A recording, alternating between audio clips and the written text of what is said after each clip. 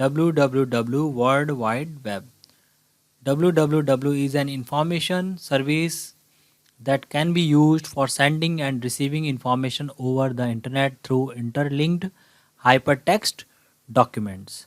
Okay. Web page may contain text, images, videos, and other multimedia components, as well as the web navigation features consist of hyperlinks.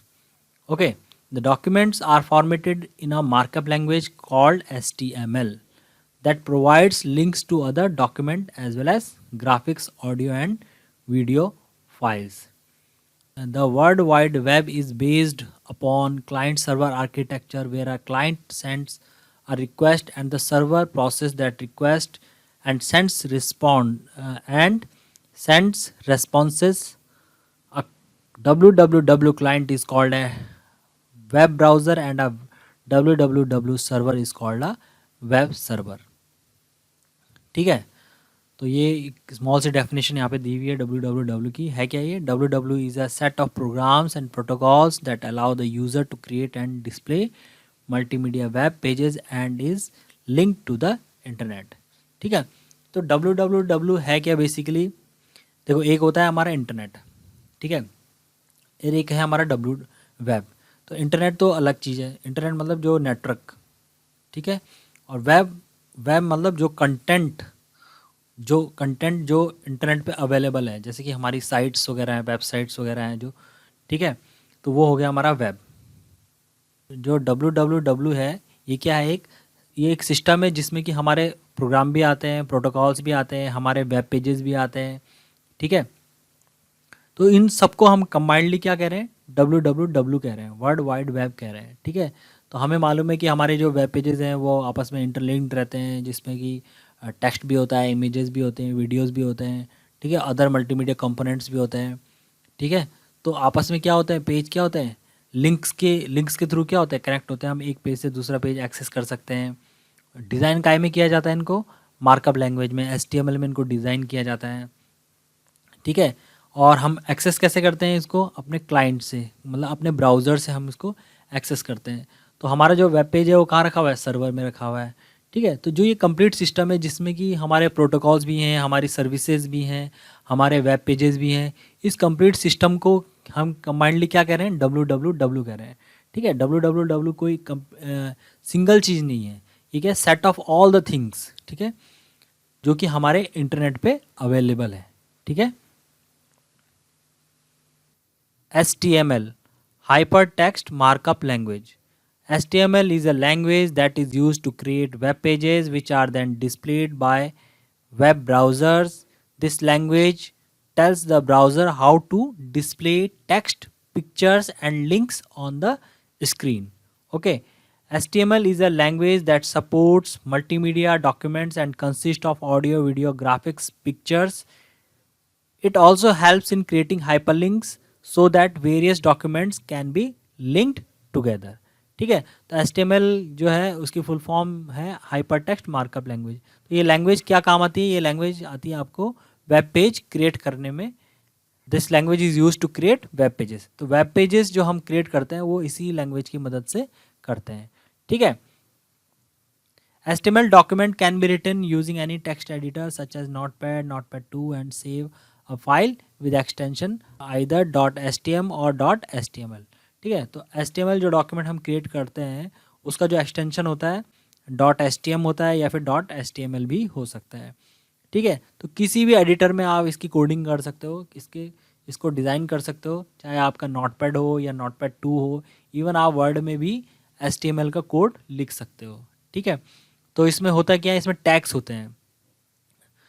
ठीक है, HTML is a language consist of predefined tags. तो HTML में कुछ predefined tags होते हैं, उनको हम use करते हैं. ठीक है, 3 एलिमेंट्स है इसमें, HTML, हेड एंड बॉडी. ठीक है, जैसे कि ये यहाँ पे दिख भी रहा है, HTML, हेड एंड बॉडी.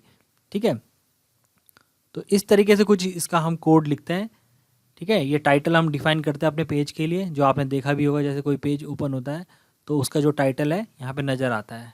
ठीक है, और ये बॉडी टैग है, इसके अंदर हम जो है जो भी हम डिज़ाइन करना चाहते हैं पेज में, ठीक है, और भी इसके बहुत सारे टैग्स होते हैं, उनको यूज़ करते हैं और अपने पेज को डिज़ाइन कर सकते हैं। जो भी इंफॉर्मेशन हम शो करना चाहते हैं वो हम इस बॉडी टैग के अंदर लिखते हैं। और ये HTML टैग है जो कि सबको इनक्लोज करता है, सारे टैग इसी के अंदर आते हैं। फिर हम इस फाइल को .html नेम देके, जैसे सपोज करो a.html करके हमने सेव कर दिया, और फिर उस फाइल को हम अपने ब्राउज़र पे रन कर सकते हैं।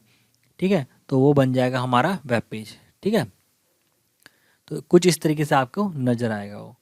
HTML is a markup language that enable user to create web pages and format them using predefined tags. Tags are called coded elements. ठीक है, तो HTML क्या है? HTML एक लैंग्वेज है जिसके थ्रू हम अपने वेब पेज को डिज़ाइन करते हैं और वेब पेज को क्रिएट करते हैं। ठीक है, इसमें टैग्स होते हैं, प्रीडिफाइंड टैग्स होते हैं। उन प्रीडिफाइंड टैग्स को हम यूज़ करते हैं और अपने वेब पेज को क्रिएट करते हैं। ठीक है, XML एक्सटेंसिबल मार्कअप लैंग्वेज। ठीक है, तो XML एक लैंग्वेज है, जैसे कि हमारी HTML है उसी तरीके से एक लैंग्वेज है ये भी। ठीक है, और इनमें डिफरेंस क्या है? डिफरेंस ये है कि HTML में जो टैग्स होते हैं वो प्रीडिफाइंड होते हैं। ठीक है, और XML में जो टैग्स होते हैं वो हम बना सकते हैं। ठीक है, अपने टैग हम डिज़ाइन कर सकते हैं। ठीक है, दूसरा क्या है कि XML जो होती है वो केस सेंसिटिव होती है। केस सेंसिटिव का मतलब कि अगर आपने, जैसे ये टैग है, अगर ये स्टार्टिंग है इसका टैग का और ये है इसका एंडिंग, अगर आपने स्टार्टिंग कैपिटल लेटर्स में लिख दिया और एंडिंग जो है आपने स्मॉल लेटर में लिखा, तो ये एरर आ जाएगी इसमें। ठीक है, जबकि HTML क्या कैसी है? वो केस सेंसिटिव नहीं है। आप टैग्स कैसे भी लिख सकते हो, कैपिटल लेटर्स में भी लिख सकते हो, स्मॉल में भी लिख सकते हो। ठीक है, तो ये इनमें डिफरेंस है। तो XML जो है, HTML हमें मालूम है कि वो वेब पेज को डिज़ाइन करने के लिए बनी है, उसके टैग्स प्री डिफाइंड होते हैं। लेकिन XML में ऐसा नहीं है। XML जो है हम वेब पेज को डिज़ाइन करने के लिए नहीं रखते, बल्कि हम उसको यूज़ करते हैं डाटा को स्टोर करने के लिए। ठीक है, और फिर हम जैसे जैसी हमारी रिक्वायरमेंट होती है, जैसे वेब एप्लीकेशंस में होती है और ऐप्स में होता है, जैसे जैसे हमारा रिक्वायरमेंट होता है हम उस फाइल को यूज़ करते हैं। ठीक है, ये कुछ कोड नज़र आ रहा हमें XML का, तो इस तरीके से नज़र आते हैं। ये देखो स्टार्टिंग टैग है, ये इसका एंडिंग है। अभी क्लाइंट आईडी है यहाँ पे और ये इसका एंडिंग है, तो यहाँ पे क्लाइंट आईडी मतलब ये डाटा स्टोर हो रखा है यहाँ पे। ठीक है, ये क्लाइंट नेम है, ये इसका एंडिंग टैग है और ये यहाँ पे डाटा स्टोर हो रखा है। ठीक है, कंपनी है, ये एप्पल यहाँ पे स्टोर हो रखा है डाटा, और ये इसका एंडिंग है। तो जैसी जैसी हमें रिक्वायरमेंट होगी हम इसको अपनी ऐप्स में या अपनी एप्लीकेशंस में, जैसे जैसे हमें रिक्वायरमेंट होगी हम इस फाइल को यूज़ कर लेंगे अपनी एप्लीकेशन में और डाटा को एक्सट्रैक्ट कर लेंगे। ठीक है, HTTP hyper text transfer protocol. तो इस प्रोटोकॉल का क्या काम है? HTTP is use to transfer all files and other data from one computer to another on the world wide web. होता क्या है कि हम जब भी इंटरनेट पे, जो आपने देखा होगा, जब भी आप किसी पेज को ओपन करते हैं तो वो एक रिक्वेस्ट होती है सर्वर से कि हमें ये पेज चाहिए। तो जो आपकी रिक्वेस्ट है सर्वर तक जो जाएगी वो किसके थ्रू जाएगी? HTTP प्रोटोकॉल के थ्रू जाएगी। तो HTTP प्रोटोकॉल क्या करता है? हमारी रिक्वेस्ट को सर्वर तक पहुंचाता है और सर्वर से जो रिस्पांस आता है वो फिर हम तक आता है। ठीक है, तो यही चीज़ है HTTP। This protocol is use to transfer hyper text documents over the internet. Okay, an HTTP client किसे बोल रहे हैं? ब्राउजर को बोल रहे हैं। Send a request to an HTTP server. HTTP server किसे कह रहे हैं हम? वेब सर्वर किसे कह रहे हैं हम? वेब सर्वर से कह रहे हैं जहां हमारी रिक्वेस्ट जा रही है और जहां से डाटा हमें मिल रहा है। ठीक है, the server sends response back to the client. This transfer और request and responses is done following HTTP protocol. ठीक है, तो यही HTTP प्रोटोकॉल का काम है, हमारी रिक्वेस्ट को सर्वर तक पहुंचाना और सर्वर से रिस्पॉन्स हम तक पहुंचाना। ठीक है, domain name. To communicate over the internet, we can use IP addresses, but it is not possible to remember the IP address of a particular website or computer every time. ठीक है, तो domain name होता क्या है? देखो, हम जब भी किसी वेबसाइट को एक्सेस करते हैं तो हम क्या करते हैं? उसका नाम टाइप करते हैं। जैसे अगर हमें याहू खोलना है तो हम लिखते हैं www.yahoo.com। ठीक है, और अगर हमें गूगल खोलना है तो हम लिखते हैं www.google.com। लेकिन बैकग्राउंड में होता क्या है कि इन नेम के पीछे क्या होता है? आईपी एड्रेसेस होते हैं। ठीक है, तो नाम याद रखना बजाय के आईपी एड्रेस जो है ह्यूमन बीइंग के लिए इजी होता है। तो एक ऐसा सिस्टम होता है कि जो कन्वर्ट करता है, ठीक है, जो कन्वर्ट करता है हमारे भेजे हुए नाम जो जो नाम है हमारा, जो नाम हम यूज़ कर रहे हैं उसके कॉरस्पॉन्डिंग जो आईपी एड्रेस है, ठीक है, वो नेम जो है उस पर्टिकुलर आईपी एड्रेस में कन्वर्ट हो जाएगा। ठीक है, तो डोमेन नेम से क्या होता है, डोमेन नेम से ये होता है कि ये काम जो है और इजी हो जाता है। Domain name makes it easier to resolve IP addresses into names. For example, cbsc.nic.in, google.com, meritnation.com, etc. It is a system which assigns names to some computers, web servers, and maintain a database of these names and corresponding IP addresses. Okay, domain names are used in URLs to identify particular web server, for example in the URL. ठीक है, तो ये URL है, इसको complete URL क्या बोल रहे हैं हम, URL बोल रहे हैं। Domain name is cbsc.nic.in। ठीक है, तो ये आपका कंप्लीट डोमेन नेम है। तो इसके भी कई पार्ट होते हैं, इस कंप्लीट नेम के भी क्या है, कई पार्ट है। जैसे domain name consist of the following parts, top level domain, उसको हम प्राइमरी डोमेन भी कहते हैं, और सब डोमेन। ठीक है, जैसे कि इसी में, जैसे इसी नेम में कौन प्राइमरी डोमेन है, कौन सब डोमेन है। ठीक है, तो इन जो है आपका .in, ठीक है, इन तो है आपका प्राइमरी डोमेन, फिर NIC क्या है, सब डोमेन है किसका, इन का, और CBSC क्या है, NIC का सब डोमेन है। ठीक है, टॉप लेवल डोमेन्स कौन कौन से हैं, जैसे ये है जेनरिक डोमेन्स, क्या क्या, .com है, .edu है, .gov है, .military है, .net है, .organization है। ठीक है, तो इससे क्या होता है कि हमारी जो वेबसाइट्स हैं वो क्या होती हैं, कैटेगराइज हो जाती हैं। किस कैटेगरी की वेबसाइट्स हैं, क्या कॉमर्शियल वेबसाइट्स हैं, या एजुकेशन से रिलेटेड हैं, या गवर्नमेंट की वेबसाइट्स हैं, या मिलिट्री से रिलेटेड हैं।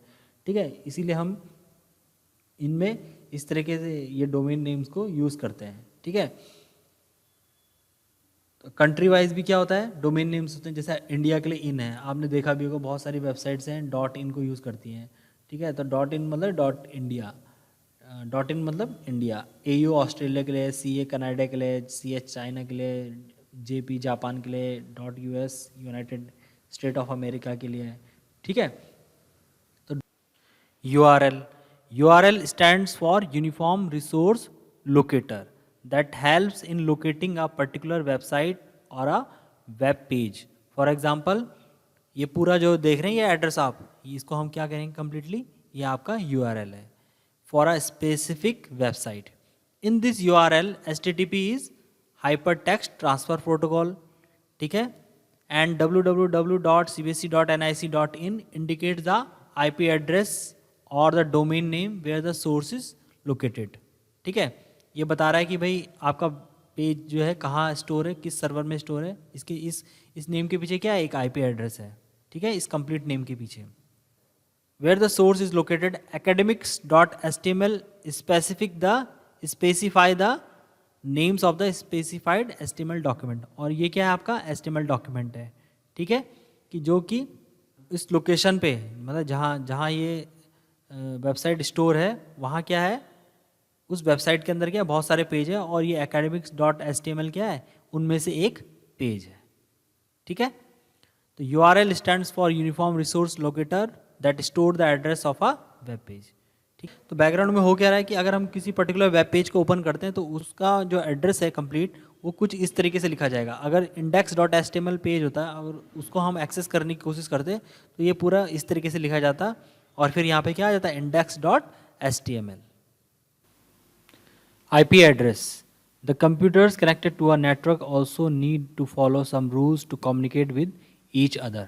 ठीक है, तो IP एड्रेस कहाँ पे काम आते हैं, जब भी हम किसी नेटवर्क में कनेक्ट होते हैं तो वहाँ पे हमारा जो सिस्टम होता है वो कैसे आइडेंटिफाई किया जाता है, IP एड्रेस से आइडेंटिफाई किया जाता है। ठीक है, तो फॉर्मेट क्या है IP एड्रेस का, ये 32 बिट का एक एड्रेस होता है। लिखा कैसे जाता है, लिखा इस फॉर्म में जाता है, जैसे यहाँ पे एक नंबर होगा, फिर डॉट होगा, फिर एक दूसरा नंबर होगा, डॉट, फिर डॉट होगा, फिर एक नंबर होगा, फिर डॉट होगा, फिर एक नंबर होगा। ठीक है, और इन नंबर की रेंज क्या है, यहाँ पे कोई भी नंबर आ सकता है 0 से लेके 255 तक। ठीक है, ऐसे यहाँ पे भी 0 से लेके 255 तक, यहाँ पे भी 0 से लेके 255 तक कोई भी नंबर आ सकता है, यहाँ पे भी 0 से लेके 255 तक कोई भी नंबर आ सकता है। ठीक है, तो ऐसे ही इसमें क्या होता है, मल्टीपल कॉम्बिनेशंस बन सकते हैं।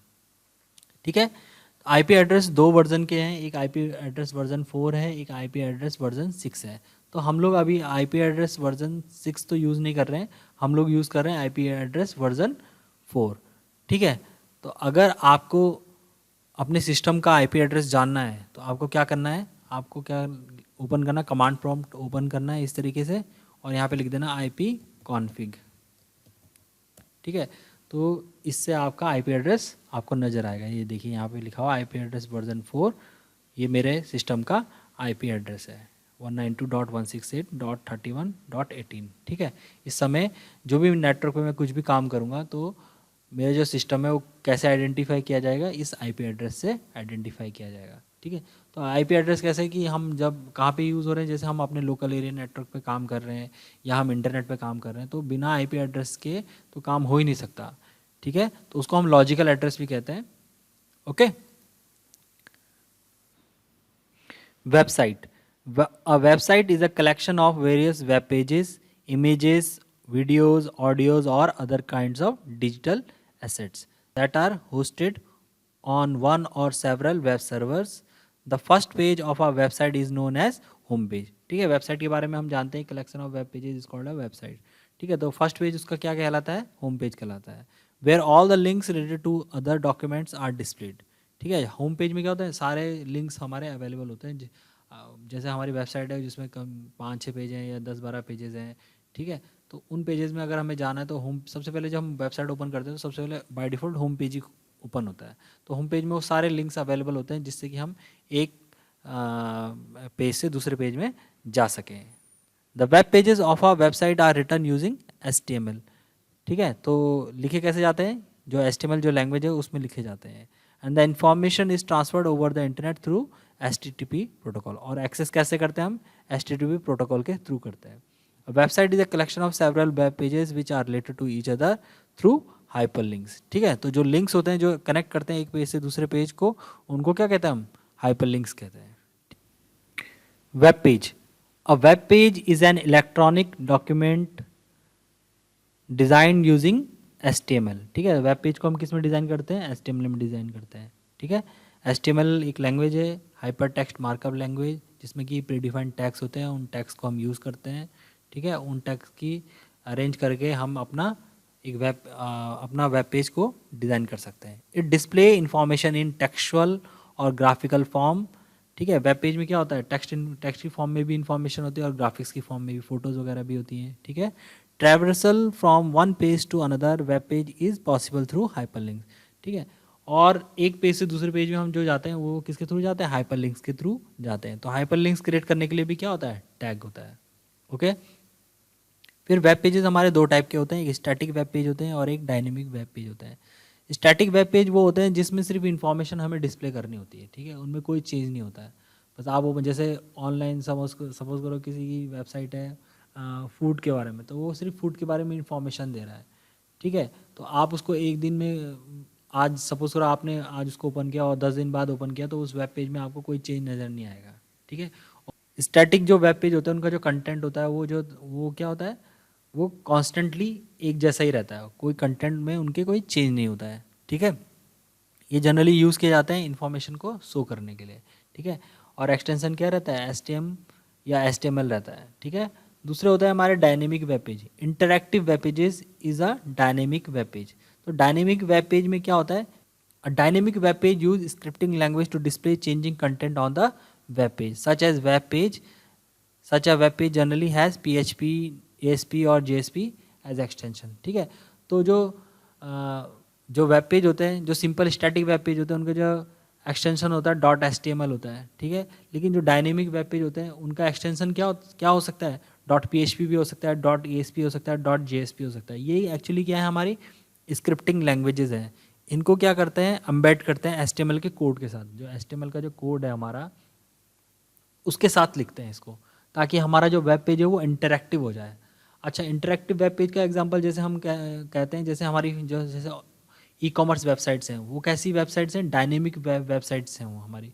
ठीक है, उनका कंटेंट चेंज होता रहता है। ठीक है, आपने देखा होगा कि जब भी आप शॉपिंग वगैरह करते हैं तो उनका कंटेंट ऑटोमेटिकली चेंज होता रहता है। ठीक है, तो उसमें बैकग्राउंड में ऐसा कैसे पॉसिबल हो पा रहा है, ऐसा इसलिए हो पा रहा है कि उसमें बैकग्राउंड में HTML के कोड के साथ स्क्रिप्टिंग लैंग्वेज भी यूज़ की गई है। ठीक है, फॉर्म खुलना, फिर फॉर्म को आप डाटा भरना, उसमें फिर डाटा सबमिट हो जाना, ये सब किसके थ्रू होता है, स्क्रिप्टिंग लैंग्वेज के थ्रू होता है।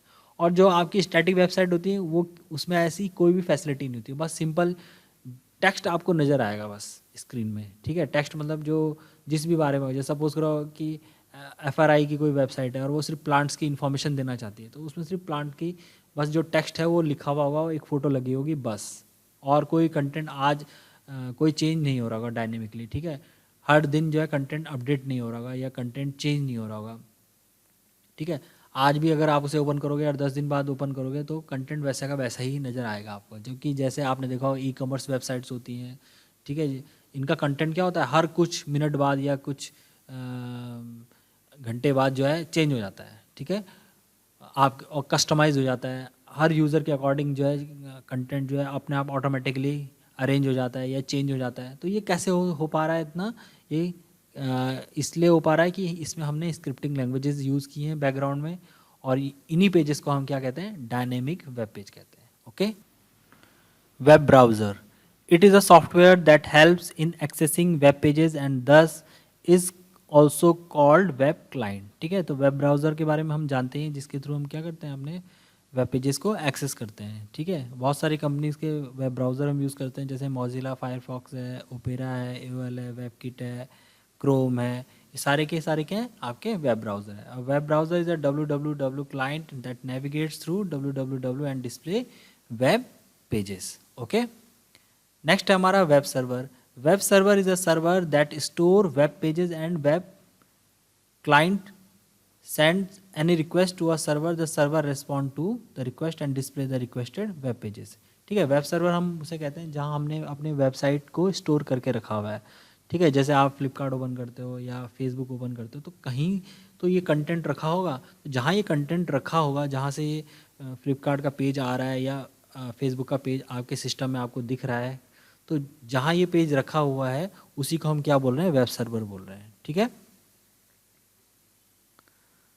A web server is a program that run on a computer connected to the internet. A web server wait for a request for find the document, generate information if required and send it back to the web, send it back to the browser that requested for it, ठीक है। तो web server है क्या, एक software है जो कि एक पर्टिकुलर सिस्टम में रन कर रहा है, जहाँ की आपकी वेबसाइट्स या आपका डाटा रखा है, ठीक है। और जब उसके बाद रिक्वेस्ट जाती है तो वो आपकी रिक्वेस्ट को क्या करता है, रेस्पॉन्ड करता है, उस डाटा को ढूंढ के जो भी आपका सर्वर से जो डाटा है, जो पेज, जो भी कुछ चाहिए उसको निकाल के आपको वापस सेंड कर देता है, ठीक है, ठीक है। A single web server may support multiple website or a single website may be hosted on a several linked or mirrored web server, ठीक है। तो एक वेब सर्वर में होता क्या है, मल्टीपल वेबसाइट्स को भी होस्ट किया जा सकता है, होस्ट मतलब रखा जा सकता है, स्टोर किया जा सकता है, या फिर सिंगल वेबसाइट्स को भी, सिंगल वेबसाइट को भी स्टोर किया जा सकता है, ठीक है। ओके, तो होता क्या है कि सर्वर्स की भी चेन होती है आपस में, चेन मतलब एक मल्टीपल सर्वर्स होते हैं, ठीक है। एक सर्वर दूसरे सर्वर से लिंक्ड होता है, तो डाटा आपका कई बार ऐसा होता है कि बहुत सारे, जैसे कि जैसे गूगल है, तो गूगल में होता क्या है कि इनके मल्टीपल सर्वर्स होते हैं, कभी भी गूगल जो है डाउन नहीं होता। आप कभी भी गूगल का पेज एक्सेस करोगे तो आप कभी ऐसा पॉसिबल होगा ही नहीं कि आपको गूगल का पेज नहीं मिले, ठीक है, क्योंकि इनके क्या है, मल्टीपल सर्वर्स होते हैं। अगर एक सर्वर फेल भी हो जाता है तो दूसरी जगह से वो पेज आप तक पहुंच जाता है, ठीक है। मिरर वेब सर्वर्स होते हैं, मतलब जो उसकी ठीक रेप्लिका होते हैं, ठीक है। एक वेब सर्वर काम कर रहा है, ठीक है, समझ लो जैसे कि दो सिस्टम काम कर रहे हैं, दो कंप्यूटर्स काम कर रहे हैं, ठीक है। तो एक कंप्यूटर में जो आपका डाटा है, फिर दूसरे में भी सेम उसकी रिप्लिका, उसको उसको हमने रिप्लिका बना दिया, मतलब वो डाटा जो कि आपका पहले कंप्यूटर में था वो सारा का सारा डाटा आपका सेकंड कंप्यूटर में भी है, और जैसे जैसे आप फर्स्ट कंप्यूटर में अपडेट कर रहे हो वैसे वैसे वो सेकंड कंप्यूटर में भी अपडेट हो रहा है, ठीक है। इन केस अगर आपका फर्स्ट कंप्यूटर फेल हो जाता है, ठीक है, तो आप अपने डाटा को अपने सेकंड कंप्यूटर से एक्सेस कर सकते हो, ठीक है। A web server store web documents and responds to request made by web browser.